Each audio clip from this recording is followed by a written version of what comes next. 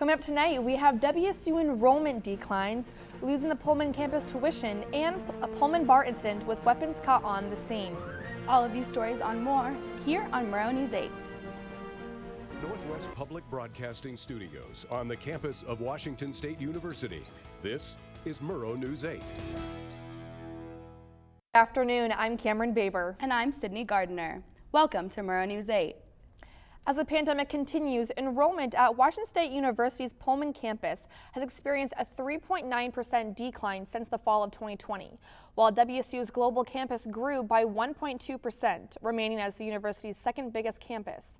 WSU officials stated they've learned more important lessons from COVID-19, and their biggest takeaway was that the in-person campus visits are vital to the ability to attract future Cougs.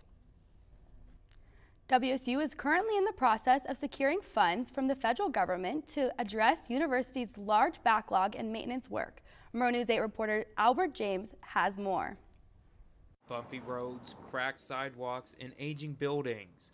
All of those things are getting renewed attention as Congress resumes work on two multi-trillion-dollar infrastructure bills. Executive Director of Logistics and Deferred Maintenance Craig Cole says that the university has had to delay large maintenance projects over the past few years because there isn't enough money to address them as they come up. Our backlog of deferred maintenance at WSU is in excess of $1.6 billion at this point in time. That backlog largely consists of building systems, utility distribution lines, and the underground tunnel system that carries those lines. Delayed maintenance impacts the smooth operation of dorms, research labs, classrooms, and everywhere in between. Securing funds for the deferred maintenance backlog has been a major part of the university's lobbying efforts over the past year, and now they may see some rewards. Assistant Vice President for Federal Engagement and Advocacy, Glenda Becker-Fenter, has been talking with lawmakers to make sure the university gets something out of the packages. On both sides of the aisle, when we have conversations with our delegation about the need to make this investment, they recognize that there's a problem. But as of right now, Congress is still finalizing details on how they'll move the bills along, leaving WSU guessing how much they'll actually get and when. Until the bill is signed by President Biden, it's not final. Things can change between now and then. Even as the details aren't set in stone, Becker-Fenter says that the need for additional infrastructure funding is too important to delay any longer. This has a real impact on our students' ability to remain competitive and our students' ability to support our stakeholders around the state. Reporting from Pullman, Albert James, Murrow News 8. Local health officials confirmed there are 90 new COVID cases on the Palouse. 54 of those cases were reported in Latah County and 36 are here in Whitman County. There have been a total of 5,215 cases in Whitman County since the beginning of the pandemic. No new deaths have been reported in either county. Pfizer announced today that the COVID-19 vaccine is safe for children ages 5 to 11. After a highly anticipated test trial, Pfizer found safety and effectiveness for its first results for children. The pharmaceutical indicated the vaccine established a strong antibody response against the virus. The trial used a similar dosage for the children but found similar effectiveness. However, the vaccine is not FDA approved for children. And a portion of West Main Street in Pullman will close for the rest of the month. The street on Sunnyside Hill will be closed to traffic to allow construction under the roadway. This closure will allow crews to replace a sewer main. Construction of the sewer will begin starting Monday, and detours will be made available for the rest of September. Multiple arrests were made this weekend outside of Pullman bars. According to Pullman Radio, a man was arrested outside of Polly's Bar and Grill earlier Saturday morning after he repeatedly was asked to leave and allegedly pulled a knife on a bouncer as they tried to remove him. Another arrest was made outside of the Coug early Sunday morning after a man allegedly got kicked out of the bar and came back displaying a handgun and yelling at staff. WSU Tri-Cities will celebrate the opening of its first fully state-funded academic building in over 30 years. On Wednesday, there will be a ribbon-cutting ceremony featuring remarks from university leaders, light refreshments, and an open tour of the building. The event begins at 4 p.m. and those interested in attending should RSVP. COVID-19 guidelines and requirements will apply. The Washington State Board of Regents approved multiple large construction projects across the WSU system in their latest meeting. According to WSU Insider, projects include updating a building on the WSU Health and Science campus in Spokane, as well as demolishing Johnson Hall and renovating Clark Hall on the Pullman campus.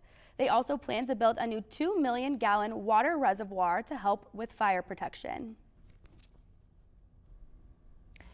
An update on Noah Williams' possible misdemeanors and intoxicated drivers arrested for vehicular assault in southern Whitman County. We will also take a look at the weather coming up after the break.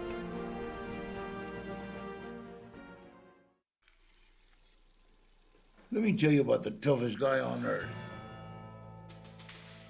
He does the work of 2 jobs, but only gets paid for one. He's tough enough to feed the man that gave him a lifetime of nourishment. He has the crazy strength to lift the man that raised him up without even flinching. That's right. No employee of the month bonus check here. This guy, no, this warrior, will always be by his father's side, even if his dad will hardly remember. Good luck finding a gym to train for that. If this guy isn't the toughest guy on the planet, then I don't know who is. Caregiving is tougher than tough. Find the care guides you need at aarp.org/caregiving. WSU point guard Noah Williams faces potential misdemeanors for allegedly getting in a fight with bouncers at Valhalla Bar and Grill Thursday night. Pullman police were called to Valhalla around 8:30. Bouncers told police that the 20-year-old tried getting in with a fake ID. When they took it, Williams tried to grab it, causing an altercation. Police asked that Williams be charged with 2 counts of misdemeanor assault, along with a misdemeanor possession of a fake ID. A Lewiston man has been arrested for vehicular assault after allegedly driving intoxicated and causing a crash in southern Whitman County. Washington State Patrol reports the crash occurred on Saturday afternoon around 2:30 on State Route 128 near the Port of Wilma. 37-year-old Jamie Schaefer was driving a pickup westbound and crossed into incoming traffic, injuring himself and 3 others. Schaefer was arrested and booked in Whitman County Jail in Colfax. All right, let's take a look at our forecast this week and we'll toss it over to Dakota Cruz with our weather. All right, Cameron, thank you so much. So let's get right into it now. For today's weathercast, we're going to have a high of 61 and a low of 45. It was a little bit cloudier earlier today, but now it's sunny and it will be a little bit colder getting into the night. Let's take a look at tomorrow's forecast when that shows up. So tomorrow is going to be relatively sunny. We have a high of 73. It will be a little bit chillier around 7, 8 o'clock. The temperature will drop to 43 degrees. We have a 7 per mile hour wind chill, so it will be a little bit windy during the day. Let's take a look at our state map when that comes up. Let's start over here on the west side of Washington in Olympia and Seattle. We're going to see temperatures around the mid-60s, and it's going to be mostly sunny, but we will see some clouds, so if you're in the west side, please grab a jacket if you are going out. Let's take a look over at central Washington and in the towns of Yakima and the Tri-Cities. It's going to be relatively warm over there, and we will be seeing the sun. We have temps in the low 70s, and if you are in Yakima and Tri-Cities, you won't be needing a jacket. Like I said, it will be relatively warm and sunny. Over here in our town, Spokane and Pullman, it will be relatively colder tomorrow. There will be sun.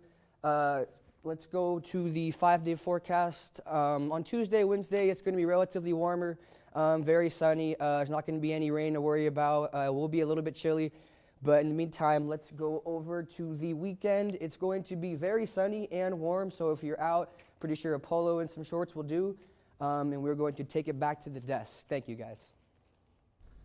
All right, thanks, Dakota. Cougar soccer with great win against Northern Colorado.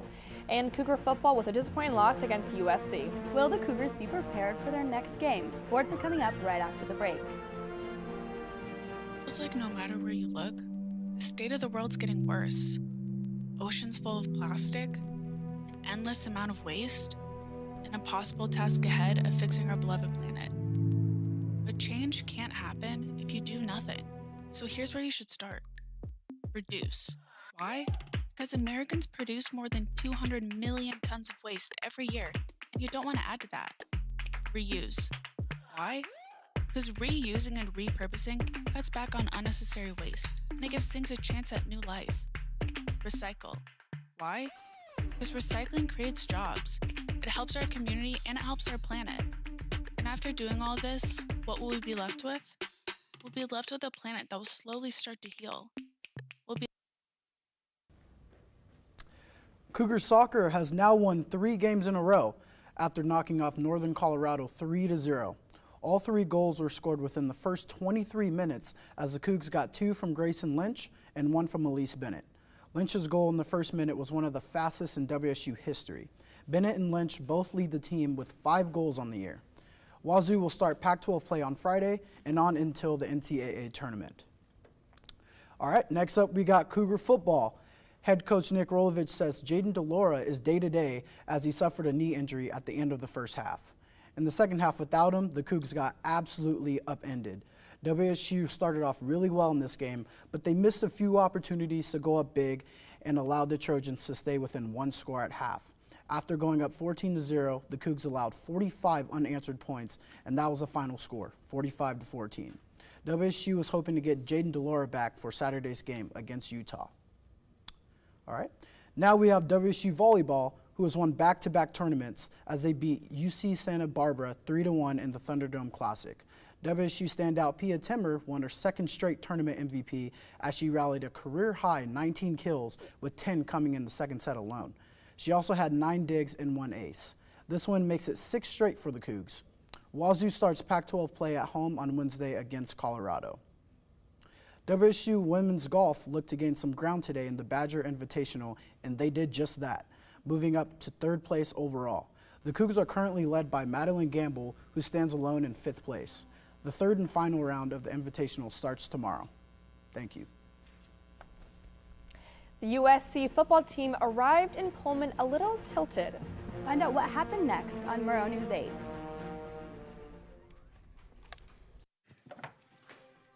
Days, months, Hey, I'm Jim from across the street. years, I'd like to give you this. a lifetime can rush by without realizing what we're missing. We lose some of the best moments, some that may never repeat, Come on. or detach from people around us. Our loved ones grow used to this pattern, but it doesn't have to be that way. We have a choice to take action.